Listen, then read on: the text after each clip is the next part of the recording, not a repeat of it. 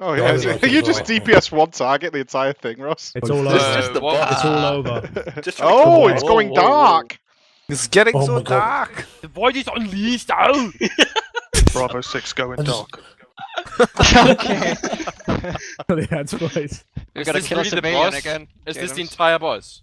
Crusher click. How many Need stacks to do you have? focus. Wait, are we going to kill this now? I can't remember. Run what away! it does.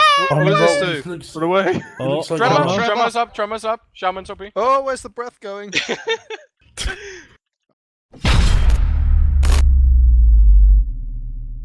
Ladies and gentlemen, Deep Breath is back. Yes, they are bringing back Onyxia's Deep Breath. Kind of funny. We have 2 more bosses from the Ny'Alotha raid, and one thing that is very exciting is we got to see a little bit more of the environment of Ny'Alotha, and it looks much, much better. For those of you who are a bit more into the lore and were hoping to see some more of what Ny'Alotha looks like, we did get a little glimpse momentarily. It's the best I could show you, but we did get a look-see, and it looks fantastic. It looks absolutely awesome. Really happy to see that. Let's jump into what we had to test. So I'm going to kick off, first of all, with actually the second boss we got to test, which was Vexiona. Kind of like boss number 7, 6-ish of the raid. Unfortunately, sometimes, and I think what happens here is Blizzard hasn't quite finished a boss, but they want to get some testing done, or they accidentally give us the wrong version of the boss. This was tuned to like LFR or normal difficulty, unfortunately. We accidentally one-shot it walking into the raid. We were like, oh, okay, it's dying now. Before we intentionally wiped to have one more go, and we're like, we can't test anything here. The reality of bosses like this that are set too easy is that you can't test anything. You can't even pretend to test anything, which is what we often do, is look at what the mythic mechanic is, how might we deal with that. But when nothing's doing any damage, like, it's hard to say this is something that would kill you, right? So we couldn't do anything much with Vexiona. What I can tell you is it's an interesting fight. The tanks were very happy with this one. So when it's working correctly, hopefully we can get a better look at what should be, once again, a fantastic boss. It should be really fun. You have Vexiona, the dragon, in this large room, and we have a number of debuffs that drop pools. We've seen that before. Run away, drop the pools. He also has this aberration with him that you have to kill off. And when you kill that off, he'll drop a large spark on the floor. It's hard for me to show you because it's like underneath the boss, because you can tank them on top of each other. But the tanks will pick this up, and that gives them like a mega laser beam, similar to the Mythic Plus Essence, that allows them to clear an ad wave and also get rid of their tanking stacks. So that's a cool little mechanic that the guys could have fun with. Essentially, you're going to deal with this aberration.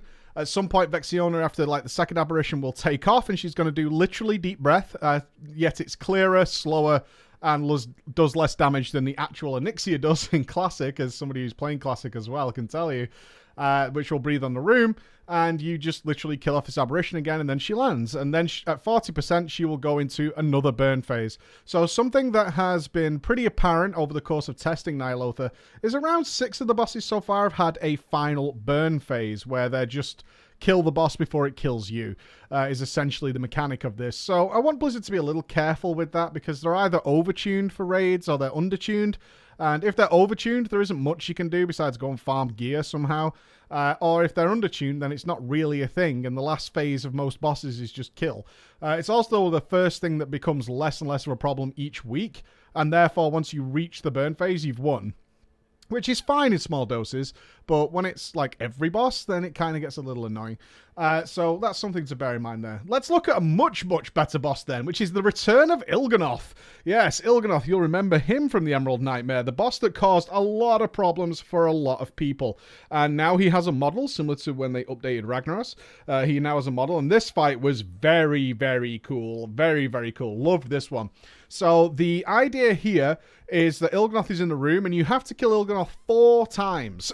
You have to kill him 4 times. He's actually similar to Gorothi Worldbreaker in terms of how this will look. So if you remember Antorus, Gorothi Worldbreaker, similar sort of setup with the boss in the middle of the room. You're going to DPS his health bar down, so unlike Gorothi, where you did like a percentage of his HP. And then he's going to open the 3 wounds, the 3 sort of hentai tentacles on the side of the room. And inside those are organs. Actual organs. So what you'll be doing is killing each of these 3. And they're constantly channeling a spell which summons blob ads. And these ads fixate people, they can't be tanked. And once these ads reach that player, they're going to start stacking a debuff on them. Now currently that debuff can be dispelled, which means for all intents and purposes you can just let them reach the player while you're AoEing them down. Then also, while you're dealing with these wounds, is that you'll get these AoE splashes, so you have to separate out the raid and then collapse and reform. It's nice standard stuff. Now, once you've killed one of them, all the rest of the 3 will close up. The 2 that you didn't kill will heal to full, and Il'gynoth will return. So Il'gynoth has a couple of mechanics. One, he has like a mind control, which puts a circle around the mind control player, and anybody walks in that circle, they get mind controlled. It can currently be broken with Tremor Totem, similar to what happened with Buan Samdi and Rastakhan. And what you'll do then is also get these fires under you that leave patches behind the players it targets. So we got 3 in our raid size, and that will leave a long string of patches that can be overlapped, and they silence you if you walk in them and do damage. So you want to manage those as well while dealing with the Il'gynoth phase, and they last permanently. So you need to be a little bit careful that you don't fill the room with these things.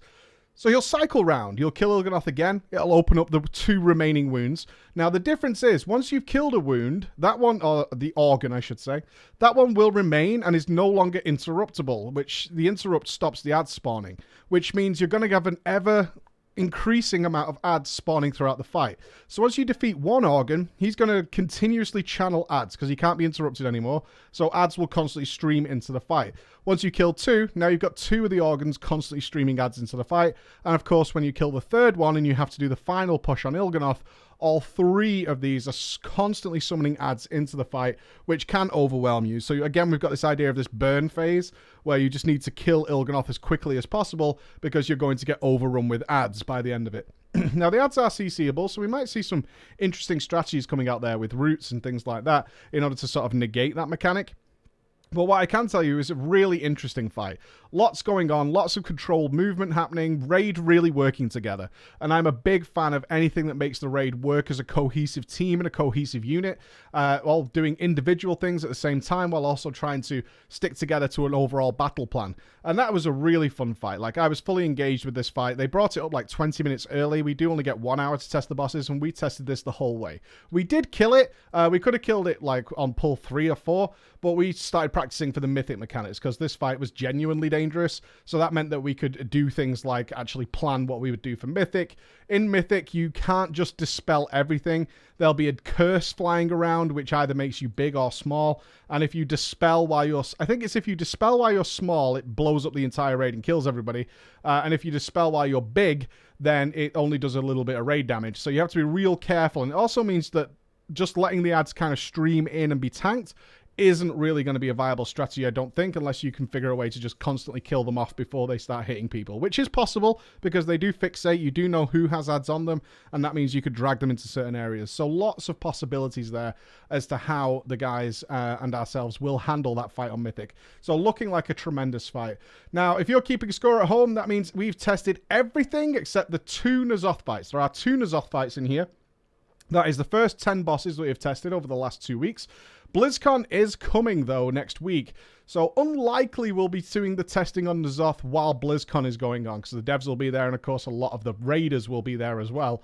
Meaning that, I guess I'm being a little selfish here and hoping that this is the case, is that the Ny'Alotha testing is after BlizzCon. So we'll wait and see on that one. Otherwise, I'm going to miss it as well, which will really suck. But there you go, guys. 2 more bosses, and that brings us to 10 out of 10. Interesting bosses, just one of them radically undertuned. Yet I can see that Vexiona, once they actually tune the damage and stuff properly, could actually be a really fun fight. So fingers crossed on that one. And even if it's not, that's 1 out of 10 bosses that's not particularly good. I'll take that any day of the week. I really will. Ny'Alotha is shaping up to be a tremendous raid. Thank you very much for listening, guys. I'll update you as and when we see Ny'Alotha himself. Bye-bye, guys.